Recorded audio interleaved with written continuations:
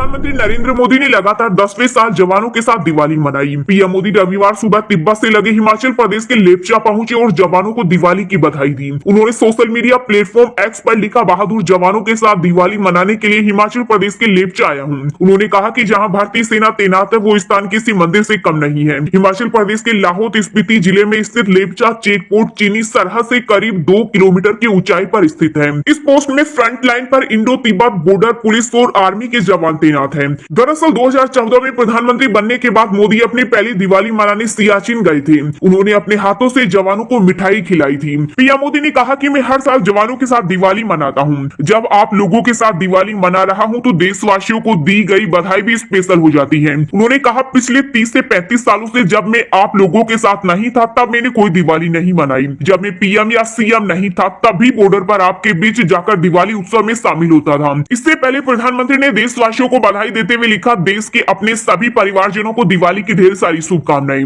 मोदी प्रधानमंत्री बनने के बाद से हर साल जवानों के बीच ही दिवाली मनाने पहुंचते हैं। वे सबसे ज्यादा 5 बार कश्मीर, 2 बार हिमाचल प्रदेश, एक बार उत्तराखंड, राजस्थान के जैसलमेर और पंजाब के अमृतसर पहुंचे। वर्ल्ड कप 2023 में सबसे ज्यादा रन बनाने वाले खिलाड़ी बने विराट कोहली। नीदरलैंड्स के खिलाफ जड़ा 70वां अर्धशतक। अमृतसर के गोल्डन टेम्पल में 2 लाख श्रद्धालुओं ने मनाई अनोखी दिवाली। भव्य आतिशबाजी के साथ 1 लाख देसी घी के दिए भी जलाए।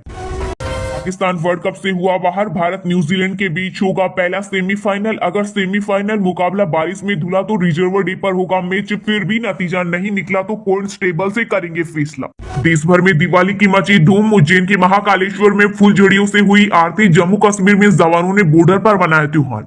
सरकार ने नोटबंदी में गरीबों का पैसा लेकर अमीरों की तिजोरी भरी। अखिलेश यादव बोले, बीजेपी ने डायल 112 को बर्बाद किया और कहा, नोटबंदी से न भ्रष्टाचार कम हुआ, न महंगाई रुकी, न ही आतंकवाद खत्म हुआ। आज देश में महंगाई, बेरोजगारी और भ्रष्टाचार चरम पर है।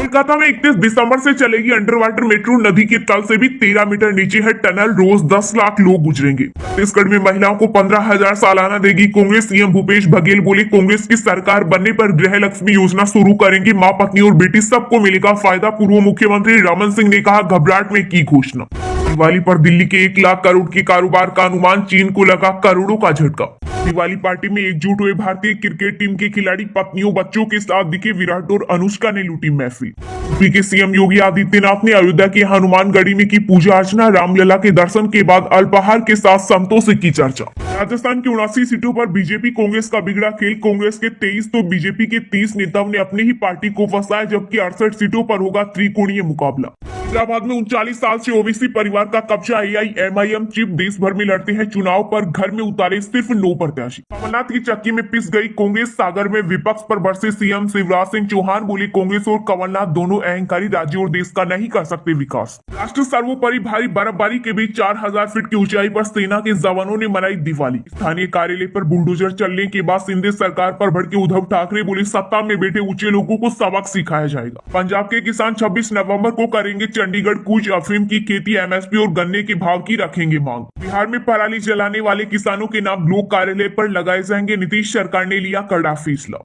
मथुरा के राया इलाके में आतिशबाजी। बाजार में लगी आग। 1.5 दर्जन दुकानें जलकर खाक, कई लोग झुलसे। भीषण ठंड से पहले पूर्वी लद्दाख में पिघलेगी भारत चीन के बीच तनाव की बर्फ। खतरे से निपटने के लिए भारत ने शुरू की तैयारी। 5 राज्यों में विधानसभा चुनाव के नतीजे तय करेंगे इंडिया गठबंधन की एकता। एमपी में कांग्रेस की सपा से बेरुखी का यूपी में दिखेगा असर। दिवाली के दिन देश में आई खुशखबरी। भारत का विदेशी मुद्रा भंडार 590.78 अरब डॉलर पहुंचा।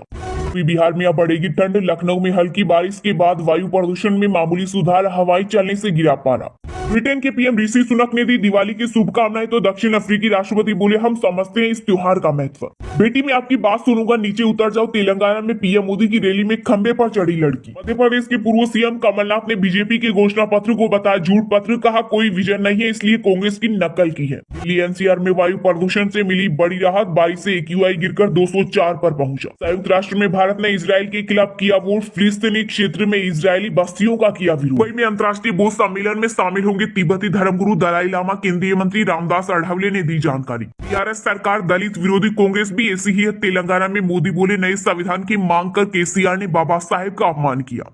जितनी गालियां देनी हो दे दीजिए, पर बिहारियों पर रहम कीजिए। पूर्व सीएम जीतन राम मांझी ने मुख्यमंत्री नीतीश कुमार से लगाई गुहार। भाजपा प्रत्याशी अशोक बेरवा ने सचिन पायलट को दिया समर्थन। अब राजस्थान के टोंक में कांग्रेस नेता की राह होगी आसान।